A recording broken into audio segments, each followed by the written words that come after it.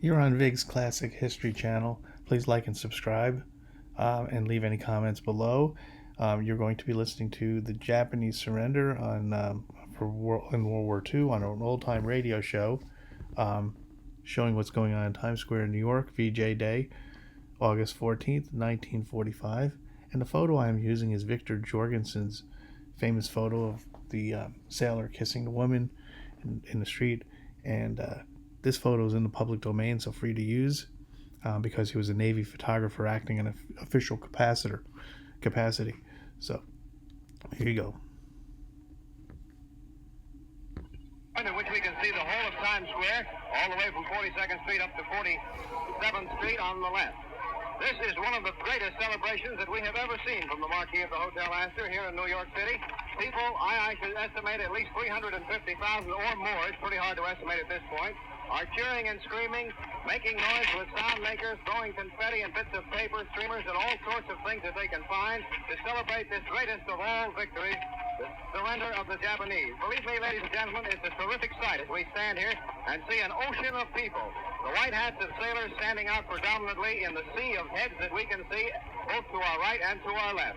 And around the Times building, which of course has that terrific electric sign that flashed the news just a moment ago, I don't believe you could throw in a toothpick in down there between those people. They're packed in so tightly. The newsmen, the cameramen from all of the camera services, both still and motion picture men, are here photographing this gigantic scene as we look upon it from the balcony of the Hotel Astor here in New York City. They're grinding their cameras and people are waving flags. The vendors of noisemakers and flags have done a land office business all day long. We were over here early this morning, and at that point people were celebrating then. But this celebration right now, ladies and gentlemen, is the biggest that we have ever seen from our vantage point right here. Down comes a cloud of papers from the rooftops of the buildings around Times Square, and the pavements below us are so covered with paper that it's difficult to see the pavement itself at places. People are steaming and teaming and pushing and shoving and going in one direction or another all around the square right now, and we think that this is really a sight.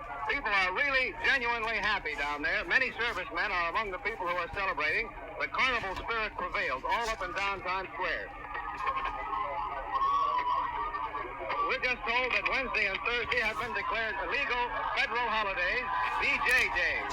Maybe you can hear the people screaming down there, ladies and gentlemen. Let's give a listen.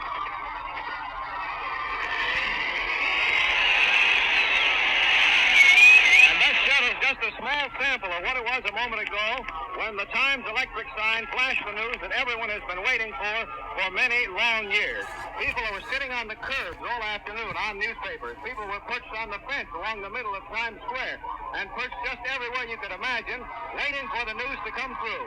And now it has come through, and all of those persons who were engaged in business on any of the side streets and those who were on the adjoining avenues have all flocked to Times Square, which today is truly the meeting point of the world insofar as the East is concerned. We assume that these celebrations are being held all over this vast country of ours and in the Allied Nations. But just as a sample of what's happening right now, ladies and gentlemen, I can look to my left all the way up to 50th Street, and all I can see is humanity. 50th Street is perhaps 5 blocks beyond Times Square district.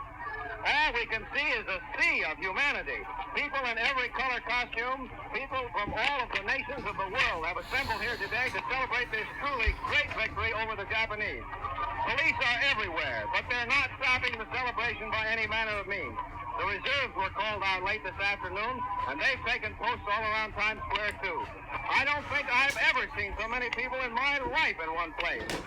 This afternoon, we saw many very funny things happen. People who were really in the carnival spirit of the moment, enjoying themselves to the fullest extent, throwing confetti on one another, throwing newspapers, anything that they could throw, which wouldn't hurt someone else, laughing and talking, screaming and yelling.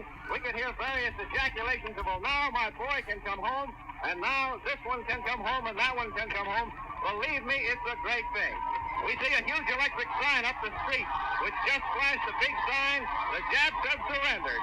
And believe me, that's getting electric signs on, timely, and in a hurry from this vantage point in Times Square. That's all for now. This is the Mutual Broadcasting System. Back in the WOR newsroom, I want to clarify one thing. Tomorrow and Thursday are not federal holidays, legal holidays, but they have been proclaimed 2 days of VJ observance by President Truman for the federal employees of the country. And that, of course, will mean that Wednesday and Thursday will be officially VJ days for the entire nation.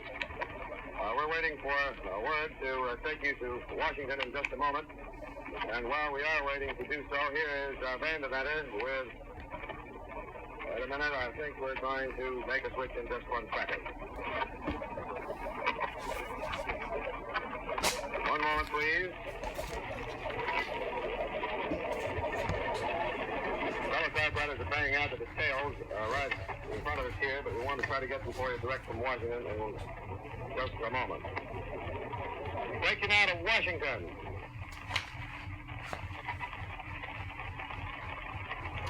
Good evening, ladies and gentlemen. This is Fulton Lewis Jr. speaking from the Mutual Studios across the street from the White House in Washington, D.C., where President Truman has just made the very dramatic announcement that the unconditional surrender of Japan finally has been received officially here by the United States government.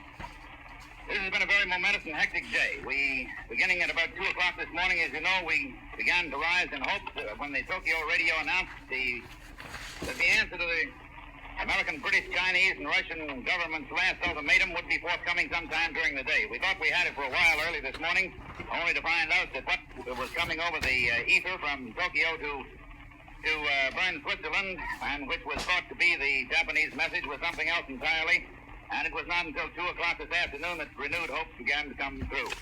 Then, throughout the afternoon, it was a play-by-play account of the most dramatic possible build-up. First, the news that the real Japanese message had been received in Bern, Switzerland. Then the fact that it had been turned over to the American minister there in Bern, Switzerland. Then the fact that the American minister had transmitted it by cable to Washington. Then the fact that the Swiss minister here in Washington was on his way to the State Department. Then Burns, at about 6:20 tonight, that Mr. Jimmy Burns, the Secretary of State, had moved over to the White House to make his formal report to the President. Then about 7:15 o'clock, we were informed that at 7 o'clock on the dot, the President would hold a press conference for an official announcement. There were perhaps 125 newsmen there, jammed into the President's office. A very, very tense surrounding. Mr. Kruger, the War Production Board, was there. The President's military and naval aide, Secretary of State Hull, was supposed to be there, but didn't get there until the ceremonies were partially over, although Mr. Secretary of State Jimmy Burns was present. I shall read you the exact statement of the President, his exact words, because I think they can express a little better than I could secondhand the drama of what he said. He said, "I received this afternoon a message from the Japanese government in reply to the message forwarded to that government by the Secretary of State. I deem this reply a full acceptance of the Potsdam Declaration, which specifies the unconditional surrender of Japan. In the reply, there is no qualification. Arrangements now are being made for the formal signing of surrender terms at the earliest possible moment. General Douglas MacArthur has been appointed the Supreme Allied Commander to receive the Japanese surrender. Great Britain, Russia, and China will be represented by high-ranking officers. Meantime, the Allied armed forces have been ordered to suspend offensive action.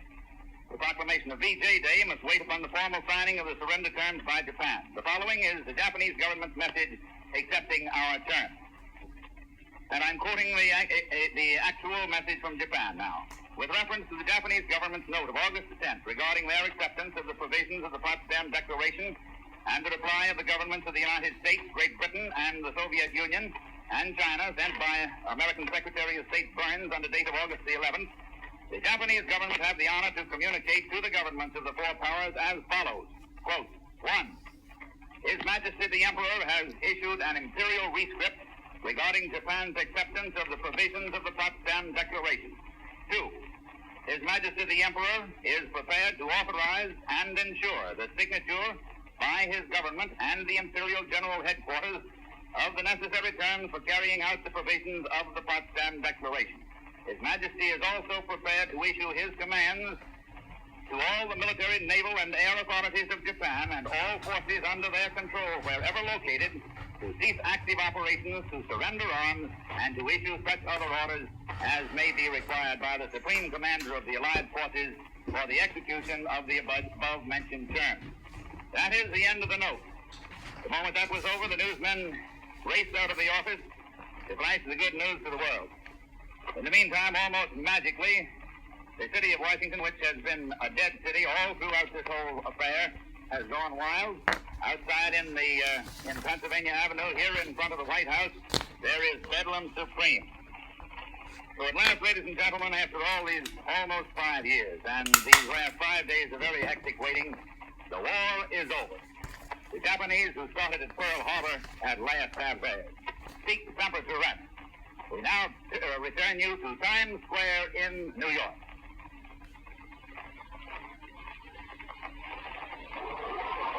This is Bob Dixon of the Mutual Staff in New York, speaking to you from the marquee of the Hotel Astor at Times Square, the meeting spot of the world in New York City. I hope I can give you an adequate picture of what is before us right here, but believe me, the celebration that is going on dwarfs any New Year's Eve celebration that we have ever seen from this vantage point. All the way from 55th Street, which is approximately 4 blocks beyond Times Square, all the way from 42nd Street and down is just a mass of humanity. Surging, teeming, screaming, joyous humanity. We've never seen anything like it in our career broadcasting from the Astor Marquee, believe me. The white hats of the sailors, the white uniforms, the civilian garb, the military garb of all the United Nations is out here, and they all feel the same way. They're just as happy as it's possible to be, believe me.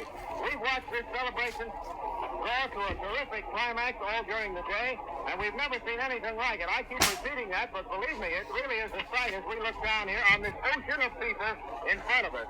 From Times Square, below Times Square, all the way up to 55th Street, which is a phenomenal mass meeting, according to our remembrance, in here in Times Square. The news cameramen of all of the news services are here, of course. Television is being recorded here, and still pictures are being taken by the various news services, too. Flash bulbs are going off all around us here. People are screaming.